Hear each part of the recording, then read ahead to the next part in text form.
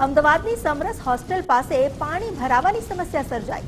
Hostel campus અને બહાર તરફના માર્ગ પર પાણી ભરાઈ ગયા છે। વરસાદી પાણી સાથે ગટરનું પાણી ભરતું હોવાની ફરિયાદ ઉઠી છે। વરસાદી પાણી ભરાતા વિદ્યાર્થીઓને ભારે હાલાકી વેઠવાનો વારો આવ્યો। પાણી ભરાવાની સમસ્યાનો કાયમી ઉકેલ લાવવા માંગ કરવામાં આવી।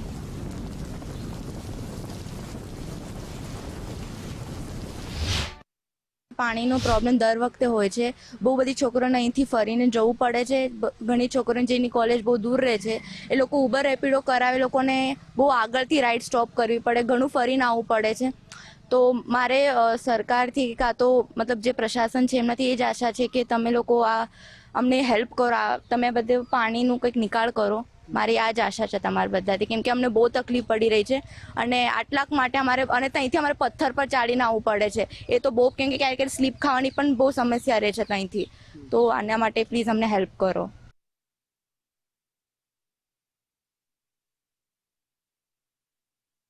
આ માત્ર પાણીના વોટર લોકિંગનો ઇસ્યુ નથી। વોટર લોકિંગના ઇસ્યુની સાથે સાથે લાઇટના પોલ્સ પણ તમે અહીંથી નજર કરશો ને તો કેટલાક તૂટીને નમી ગયેલા છે, જે જોખમી એક કારક છે। અને બીજું, દર 2 પોલની વચ્ચે એક પોલ પર લાઇટ નથી।